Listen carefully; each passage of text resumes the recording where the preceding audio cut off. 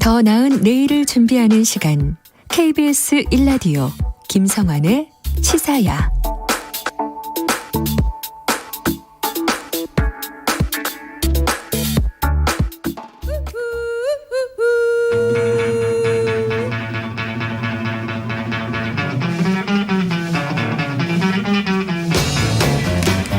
정치인의 눈으로 여의도 국회 움직임을 통찰력 있게 꿰뚫어보는 시간입니다. 여의도 인사이트, 줄여서 여의도 인사인데요. 함께 하실 패널 소개해드리겠습니다. 오늘 새로운 분이 또 나오셨습니다. 민주당 김형주 전 의원 나오셨습니다. 안녕하세요. 네, 반갑습니다. 네, 또 국민의힘 선대본부 상임 공보특보 당장을 지내셨던 김경진 전 의원 모셨습니다. 안녕하세요. 안녕하세요. 네. 그 옛날 직하면 이제 더 이상 부르지 말아주세요. 네, 알겠습니다. 네. 그냥 국민의힘 김경진 전 의원이라고 네. 말씀드리도록 하겠습니다. 지금 이 정권 교체기이고 그래서 지금 윤석열 당선인을 통해서 굉장히 많은 기사들이 쏟아져 나오고 있는데요. 노무현 정부에서 마지막 국무총리를 지낸 한덕수 전 총리를 새 정부 초대 국무총리 후보자로 윤 당선인이 지명했습니다. 일단 이번 인선에 대한 간략한 총평부터 먼저 듣고 그다음에 좀 구체적인 얘기 나누면 어떨까 싶습니다. 김경진 의원님께서 말씀해 주실래요, 먼저? 저야 적극 찬양 의견에. 찬양이라고 하시고. 아니, 최적의 인물을 고르지 않았나 싶어요. 네. 그러니까 인간이 이제 자연인 개체로 봤을 때 인간의 지혜와 어떻게 보면 지식이 축적되고 지혜가 성숙된 수 있는 나이 73세 정도면 적당하다 이렇게 지금 봐야 될 것 같고요. 네. 그다음에 이제 맡았던 과거의 공직이나 경륜을 가지고 봤을 때도 네. 김영삼 정부에서도 차관급 공직자, 그다음에 김대중 정부에서는 통상교섭본부장하고 청와대 수석을 이제 2번 역임을 하셨고요. 예. 노무현 정부에서는 이제 장관 중에 장관이라고 하는 국무조정실장, 네. 그다음에 부총리, 그다음에 국무총리, 그래서 국정 전반을 한번 통할해 본 경험이 있고, 그리고 나서 이명박 정부에서는 주미대사로서 본인이 과거에 이제 체결을 주도해서 체결했던 한미 FTA와 네. 관련해서 네. 의외로 미국에서 그게 비준이 잘 안 됐었어요. 예. 그래서 미국의 주정부 또 미국의 상원 의원들을 상대로 해가지고 미국 내에서 비준이 이루어질 수 있도록 동분서주하면서 그때 그러면서 당시 이제 지금 현재의 미국 대통령하고도 상당한 친분을 맺었었다는 거 아니겠습니까? 이제 그런 어떤 경험, 경륜 이런 걸 가지고 봤을 때 어떻게 보면 윤석열 당선인 입장에서는 고를 수 있는 가장 좋은 후보를 국무총리로 선택했다. 이렇게 봐주시면 될 것 같습니다. 네. 김영주 의원님은 어떻게 보세요? 네. 우선은 윤석열 당선인 주변에 노무현 정부나 민주당 사정을 굉장히 깨뚫고 있는 분이 계신 거 아닌가 그런 생각이 들어요. 네네. 그러니까 실제적으로 보면은 그 여러 가지 경륜이 있지만 이 총리 후보자께서는 실제로 보면은 이제 그 이해찬 총리 시절에 국무조정실장을 맡게 되고요. 네. 그리고 그 전에 이제 산업연구원장을 하는 상태에서 제가 직접 이해찬 총리님께 들었습니다. 예. 저쪽으로 완전히 거의 밀려날 뻔한 사람을 내가 국무조정실장으로 썼다. 예. 그러므로 인해서 부총리 되고 총리 되었거든요. 예. 그러니까 여전히 이 정부에서 뭐 이재명 후보 중심의 당이 어떤 뭐 변화를 한다 하더라도 그건 배후에 막강한 파워를 갖고 있는 건 이해찬 총리다라고 네. 했을 때 네.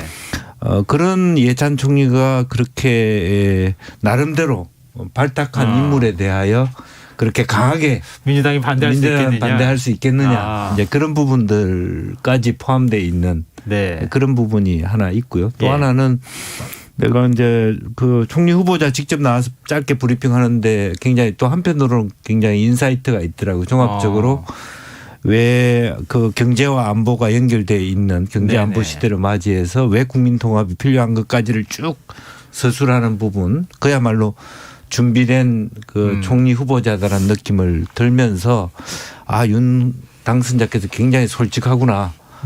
내가 도저히 이 형국에서 내가 이런 분이 없으면은 도저히 헤쳐나기 힘들다. 사실은 우리가 어찌 보면 두 가지 위기가 있는 거잖아요. 그야말로 어떤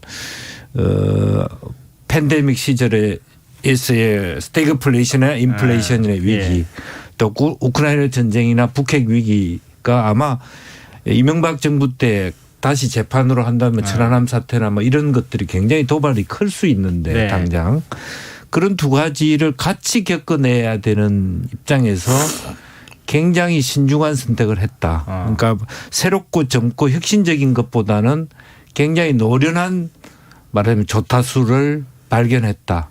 뭐 그런 느낌을 받게 됐습니다. 그런데 김경진 의원께서 찬양이라고 말씀해 주셨는데 김영주 의원님께서 오히려 더 좋은 얘기를 해주셔가지고 제가 지금 오히려 더 귀가 이쪽으로 쏠리는 뭐 느낌을 일단은 받게 뭐 돼요. 정권 초기에 그런 선택에 대해서 우리가 뭐 억지로 또 하나는 이분은 그 전에도 보니까 자기 월급을 한 푼도 집에 그 손을 대지 않는 분이에요.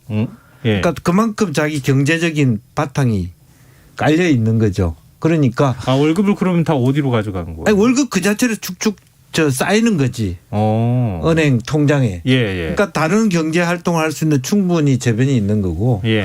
또 하나는 보니까 이 당선자와 그 총리 후보자의 공통점이 있어요. 부인이 다 미술 전공이에요. 그래서 둘이 만나면 부부끼리 만나면 각각 할 일이 참 두 분 다 애도 없다 그러시더라고요. 예. 아니 한덕수 총리 후보자하고 혹시 개인적 친분이 있으세요?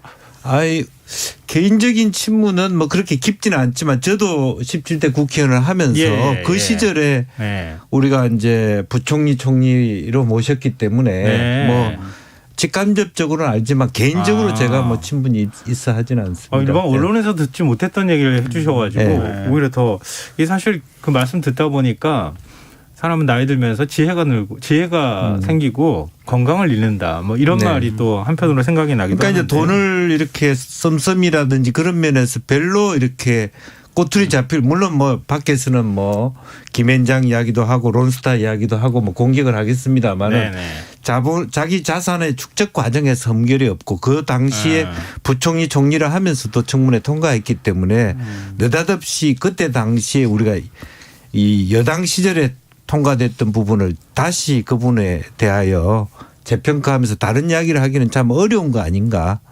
솔직히 그런 부분이 있습니다. 민주당은 지금 철저한 검증을 예고하고 있는데. 검증은 당연히 해야 되겠죠. 근데 뭐 더 나올 건 뭐 크게 없을 거라고 보시는 거예요? 실제로 뭐 그야말로 이제 김앤장이 있었다 뭐 여러 가지 몇 가지 과정을 가지고 얘기를 할 텐데 뭐 김앤장이 있어서 월급 많이 받은 것 자체를 가지고 국민들이 뭐 예를 들면 수긍할 정도의 흠결이나 그걸 만들어낼 수 있을 것인가 뭐 그런 부분이 있고 뭐 저축은행 사태의 책임자다라고 하는 부분도 있겠습니다만은 뭐 그 당시 여러 가지 뭐 이렇게 사항들 설명을 해냈을 때 그게 뭐 총리의 결정적인 결정 사항이라고 혹은 그분 혼자의 문제다 이렇게 해나가기에도 조금 어려움이 있지 않겠나 그렇게 보여집니다. 근데 김영주 의원님 이렇게 말씀하시는 거 보니까 민주당이 검증을 열심히 한다고 해도 뭐 반대편으로 얘기하자면 뭐라 그럴까요? 발목 잡기 하는 것 아니냐 뭐 이런 이제 역풍이 불 가능성도 있잖아요. 그렇습니다. 그래서 뭐 그런 것 때문에라도 사실은 검증은 하되 뭐 무리하게 뭔가 이렇게 뭐 예를 들면 인준 포결 자체를 뭐 거부한다거나 이전에는 거부하는 모습이 나타났었잖아요.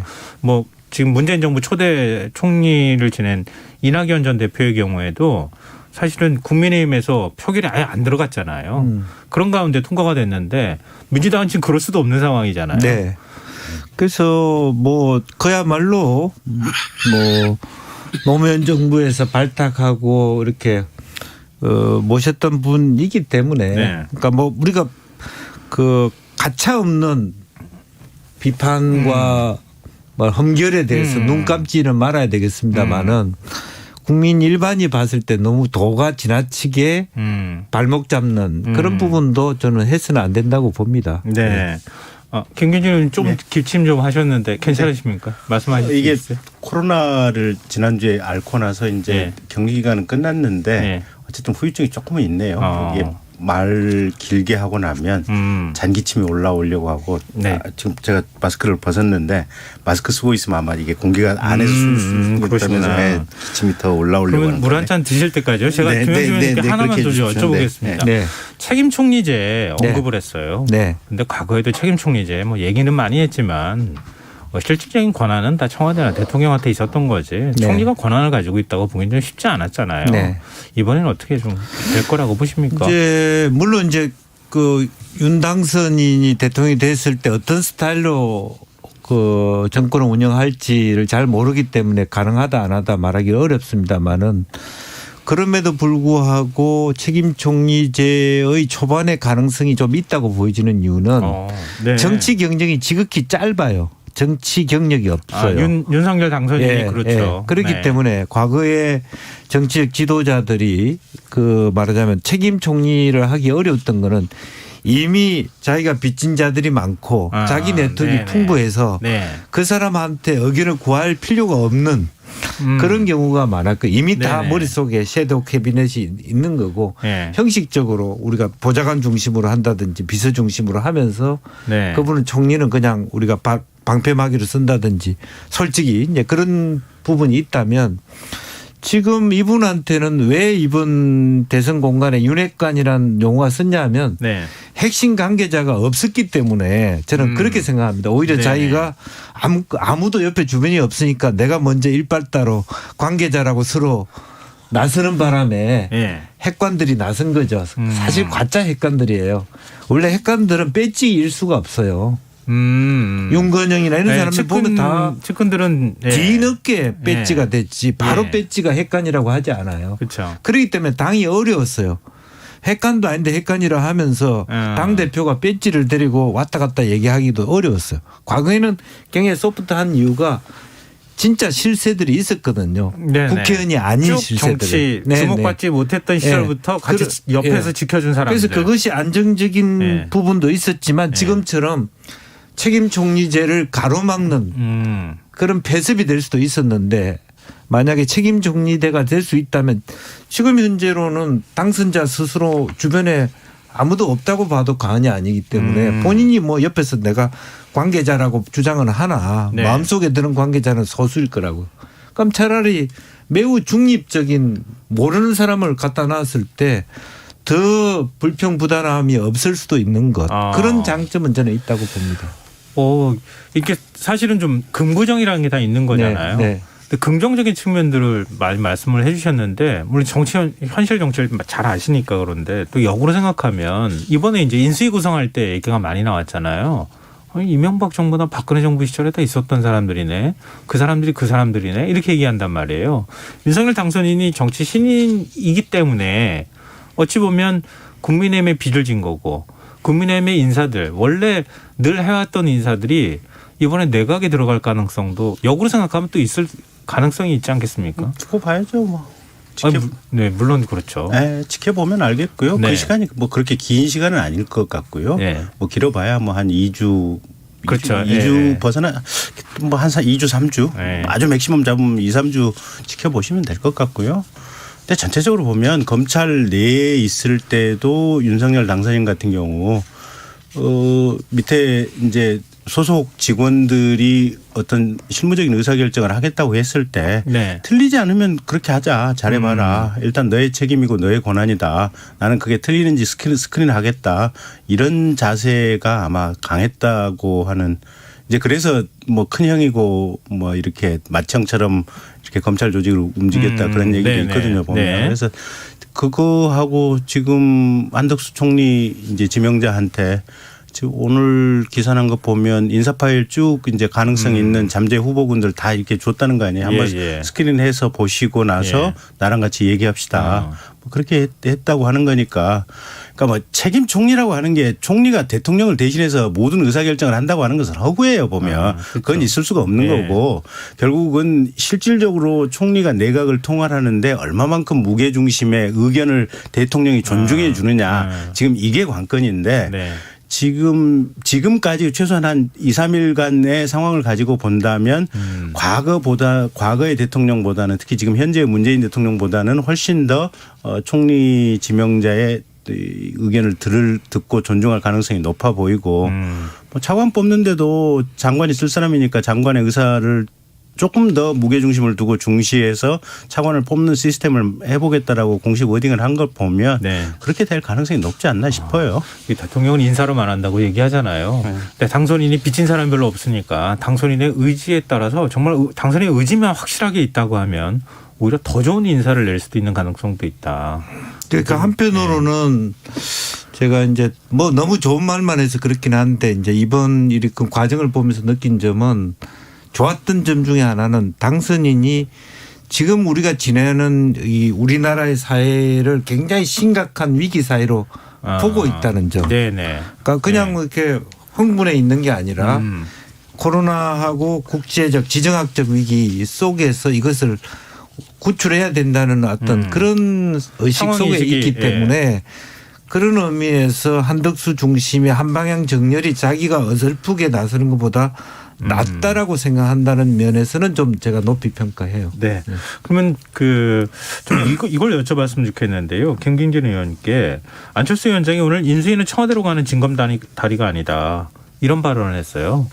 그러니까 인수위나 여기 지금 있는 사람들이 인수위에 계신 분들이 뭐 기대를 많이 하고 있는 그러겠죠. 모양이죠. 뭐 다들 그러니까 사람이 공적 역할을 하고 싶은 것은 이 마슬로우의 인간 성장의 어떤 내면 성장의 6단계에 있을 때 네. 사회적인 욕구, 사회적으로 유의미한 일을 하고 싶고 사회적으로 인정받고 싶은 게 인간 욕망의 가장 이 최상위 단계에 있다는 거 아니에요. 네. 그건 김성환 앵커한테도 있고 저한테도 있고 저도 출세하고 싶어요. 저도 장관하고 싶고 그건 누구나 마찬가지. 앞에 그거는 인간의 본능적인 욕구에 보면. 네. 근데 사실은 인수위에 있는 인수위원님들도 네. 거의 비슷한 욕구와 욕망이 있을 거 아니에요. 네. 그래서 아마 안철수 인수위원장께서는 거기에 너무 집중하시지 마시고 지금 현재 인수위 일하는데 조금 더 에너지를 집중해 주십시오라고 하는 아마 원론적인 부탁의 말씀 아닐까 싶어요 보면. 뒤로 열심히 작업해가지고 그런 건 아니고요.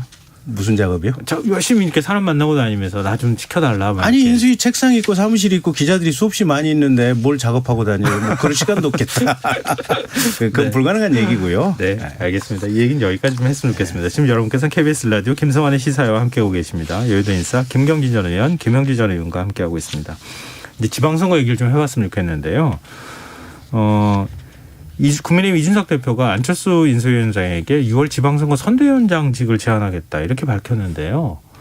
안철수 위원장이 맡을 가능성이 혹시 있어 보이십니까? 저는 당연히 맡을 거라고 보는데. 당연히요? 네, 왜냐하면 근데 안철수 대표가 맞느냐 안 맞느냐 이것보다도 사실은 놀랬던 거는 이준석 대표가 이 제안을 했다고 하는 요 자체가 조금 놀랐어요. 엄청 싫어했잖아요. 사실 이제 여러 가지로 이제 그런 공천 문제와 관련해서 갈등이 되게 많았기 때문에 그런 게 있었는데 아마 지난주인가 김종인 위원장께서 이준석 대표에게 아마 공개적으로 따끔하게 조금 절제하는 게 좋겠다라고 하는 아마 발언이 있었던 것 같고 그 발언의 영향인지 아닌지는 모르겠으나 어쨌든 이거는 이준석 대표 입장에서는 제3자가 봤을 때는 굉장히 성숙한 모습이잖아요 보면. 네. 그리고 안철수 지금 인수위원장 존중해 주는 태도고 그래서 안철수 인수위원장이 정치적인 현재의 어떤 세력이 있느냐 없느냐하고 상관없이 국민들이 보기엔 이건 대단히 안정적이고 화합하는 모습이잖아요. 그래서 이 제의를 한 이준석 대표는 대단히 잘했다라고 보고 있고요. 네. 저는 그러니까 4년 전에 2018년도에 지방선거가 워낙 그때 문재인 대통령이 남북 정상회담을 한 직후여가지고 민주당이 그냥 모든 지방선거를 그냥 싹쓸이 했잖아요 보면. 그래서 사실은 그때보다는 아무리 상황이 어떻다고 하더라도 제가 볼 때는 민주당이 그 성적만큼 거두기는 어려워요 보면. 그렇다고 본다면 안철수 위원장은 이 자리를 맡는 게 특별한 부담이 있는 것도 아니에요 보면. 그래서 저는 당연히 맡을 거라고 보고 이 자리를 제의한 이준석 대표의 어떻게 보면 성숙함이 돋보였다 보고 있습니다. 근데 안철수 위원장이 총리직 맞지 않겠다고 얘기했을 때 재충전의 시간을 갖겠다고 그랬어요. 어느 순간에 재충전을 하는지 잘 모르겠어요. 지금 당내에 들어가서 어떤 역할을 할 것인가 굉장히 궁금했는데 김영지 의원께서는 어떻게 보십니까? 보세요. 어쨌든 뭐 총리로 가지 않겠다라고 하는 것은 사실은 가고 싶지 않아서가 아니라 불가피하게 자기 재산을 신탁하기 어렵다라는 의견으로 보여지고 그것에 대한 어떤 이준석 대표의 위로의 제안이다. 그러니까 네네. 허탈하고 쓸쓸한 부분이니까 어쨌든 지방선거부터 결과적으로는 어쨌든 그분들은 그 합당을 하고 그 안철수 대표의 꿈도 어쨌든 다음 대선을 노린다고 하면 같이 들어와서 같이 조직을 만들어보라고 하는 영역이고 또 이미 뭐 기본적인 공천에 대한 그 아웃라인이나 기본 보석은 이준석 대표가 다 만들어 놓은 거고요. 네네. 안철수 대표 쪽의 인사들이 이렇게 크게 뭐 무슨 국민의힘에서 그야말로 힘을 쓸 수 있는 인사들이 별로 없어요. 예. 이제 그런 것들을 다 간파하고 이렇게 들어오시라 그렇게 하신 거죠. 예. 일부 뭐 챙겨줄 사람이 있다 하더라도 네. 큰 그 굵직한 크게 선거에서 뭐, 뭐 예, 예. 그 정도까지 갈등이 생길 만한 요인은 없어요. 없다. 예. 네. 예. 근데 지금 후보자 자격 검증을 어떻게 할 것이냐. 이게 민주당하고 국민의힘 모두 다 이전하고 다른 방식들을 얘기하고 있거든요. 국민의힘은 뭐 이준석 대표 영향으로 보이는데요. 기초 자격 평가, 이 피펫이라고 해야 됩니까? 이걸 도입하기로 했다고 합니다. 뭐 여러 가지 이제 질문 한 30개 정도 질문 문항을 주고 운전면허 시험 보듯이 보고 난 다음에 100점 만점 중에 70점, 60점 이상은 맞아야 그래야 이제 검증 작업에 들어가는 거다. 아니면 과락, 탈락이다. 이런 방식. 그리고 민주당에서는 AI 면접을 또 본다고 지역 현안과 관련해서 AI가 뽑아낸 다음에 그걸 이제 던지는 방식으로 하겠다 뭐 이렇게 얘기를 하고 있거든요. 물론 청년 여성 공천 30% 얘기하고 있긴 하지만 이런 공천의 어떤 심사의 변화 두 분은 어떻게 평가하십니까? 정의진 의원께서 말씀해 주시죠. 우선 이 지금 기초 자격 평가의 의무 대상은 그러니까 기초 의원이건 광역 의원이건 비례대표 의원에 한정해서 필수 사항이에요. 네. 그리고 기초 의원이건 광역 의원이건 출마자 있지 않습니까? 네네. 직접 지역 출마자들. 네. 여기는 여기에 응시해서 일정 점수 이상을 얻으면 네. 공천 과정에 심사평가를 하는 데 있어서 가점을 10% 받을 수 있어요, 보면. 그러니까 거기는 반드시 의무사항은 아니에요. 가점을 못 받는다 뿐이지. 그럼 아예 탈락이 아니에요? 그렇죠. 그럼 60점 요거는 70점 비례대표. 받고는. 비례대표만 그렇게 광역 하고. 비례대표 의원, 기초 비례대표 의원에만 네. 필수 사항이에요. 그래서 이게 무슨 위헌 문제라든지 뭐 법 위반 문제라든지 이런 게 생길 부분은 아닌 것 같고 저는 큰 틀에서는 좀 의미가 있다 지금 이렇게 보고 있어요 보면. 다만 이제 이 조금 어떻게 보면 여기에 대해서는 좀 설왕설래가 좀 있는 것 같아요 보면.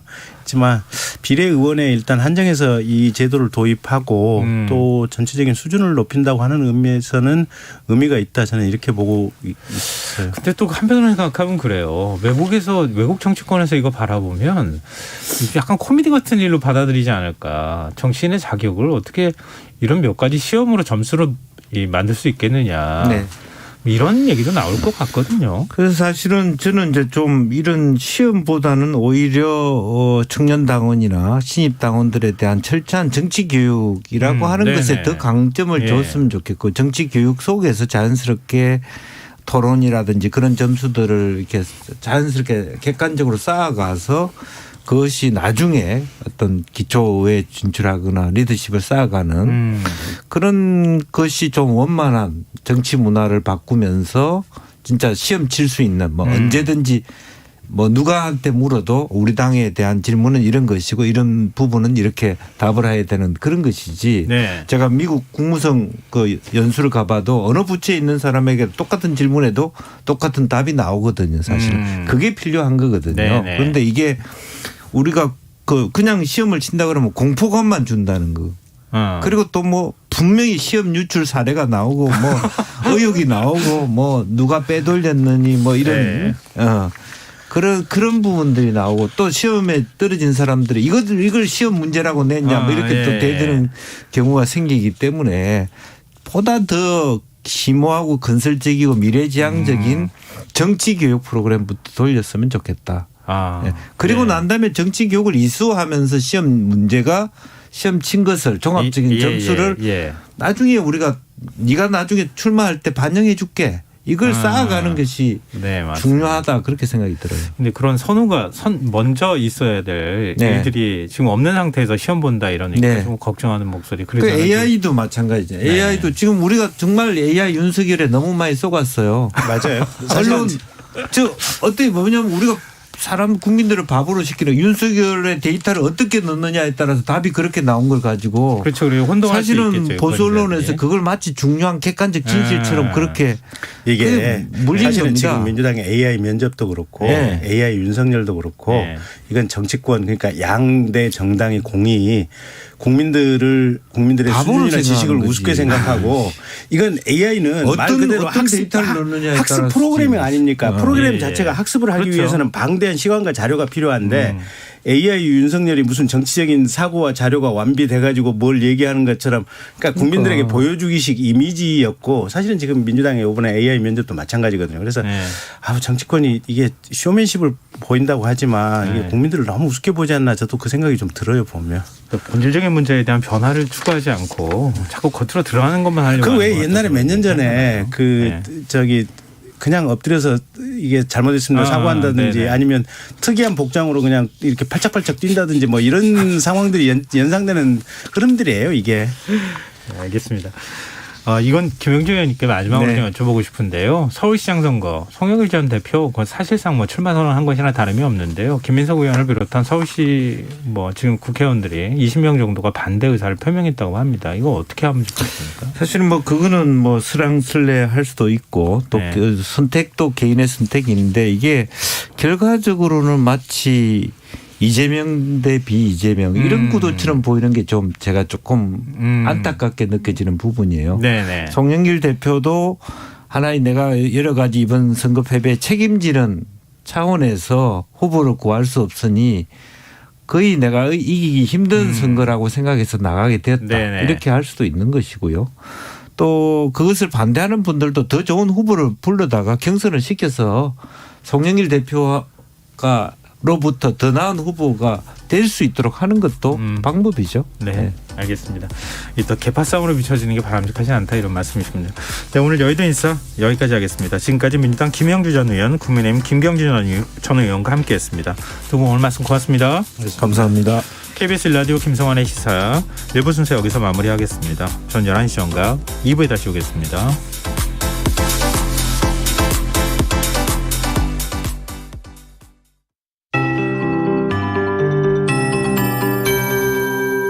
KBS 58분 날씨. 이번 주는 기온이